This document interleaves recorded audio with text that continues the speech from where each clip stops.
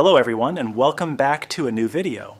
Today we're going to repair the electronic control board from the outdoor unit of a Mitsubishi Electric air conditioner, model MXZ-6F12 2VF-EI. In this video, we'll find out what the fault is, diagnose it step by step, and hopefully bring the board back to life. We don't know exactly what's wrong yet, so we'll start with the basic checks, take the necessary measurements, and analyze each circuit until we identify the cause of the failure.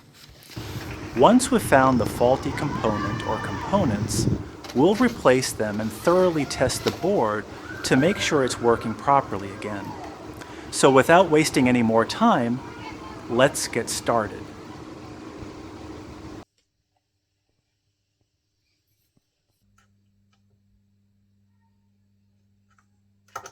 I started the diagnosis by following the manufacturer's service manual and troubleshooting guide. After completing the recommended checks, I concluded that the fault is located in the power stage, specifically in the IGBT module section. Next, we'll perform more detailed measurements to identify the exact faulty component and confirm the diagnosis before replacing any parts.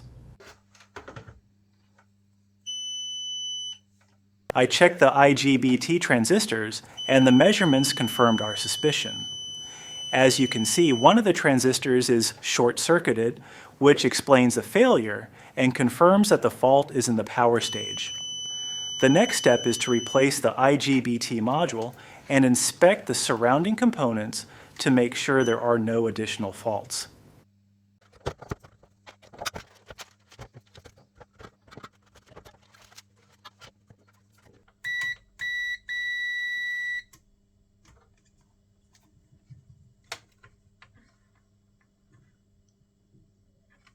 I searched the market for this IGBT module, model PSS35S92E-W, but unfortunately it's no longer available. The only replacement I could find is the PSS35S92E-A. Electrically, the two modules are fully compatible. The only difference is that the -A version has all of its terminals arranged in a single row, while the original -W version uses 2 rows. Fortunately, the modification is quite simple. All I need to do is relocate a few pins from the single row to the corresponding positions of the second row so that the replacement module fits the original PCB correctly.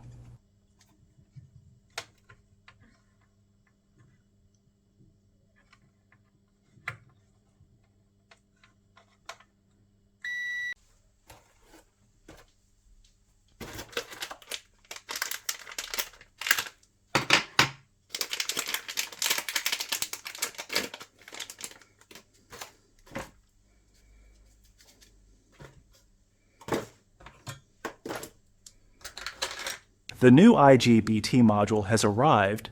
As you can see, the adaptation is quite straightforward. All I need to do is reposition a few pins so that they match the layout of the original module. Once that's done, the replacement module will fit the PCB just like the original one.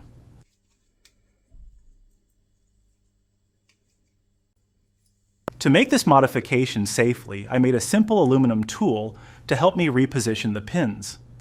This allows me to bend and align them accurately without applying excessive force, minimizing the risk of damaging the new IGBT module. I've finished all the modifications, and the result is exactly what I was aiming for. As you can see, the new module now has the same pin configuration as the original one, which means it can be installed on the PCB without any issues. I've positioned the new IGBT module and will first secure it to the heatsink to ensure it's perfectly aligned. Then, I'll solder it onto the PCB.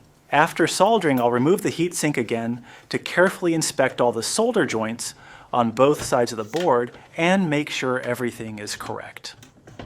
Finally, I'll apply thermal compound between the module and the heatsink before reassembling the board.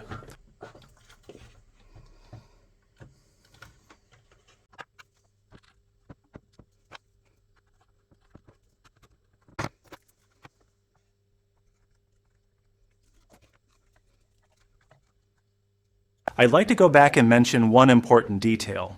After identifying the faulty IGBT module, I asked the technician who brought me the board to also check the condition of the compressor, since a faulty compressor can damage the new IGBT module. Unfortunately, the inspection confirmed that the compressor is also faulty, with a short circuit to protective earth, PE.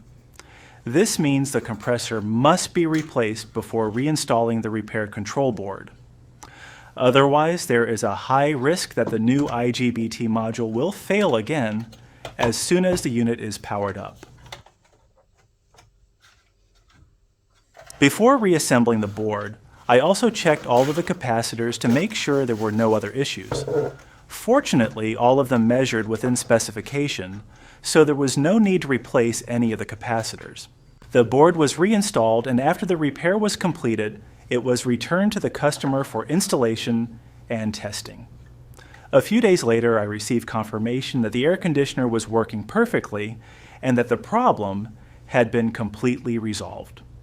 If you enjoyed this video and found it helpful, don't forget to give it a thumbs up, leave a comment, and subscribe to the channel so you don't miss future repair videos and projects. Thank you for watching, and I'll see you in the next video.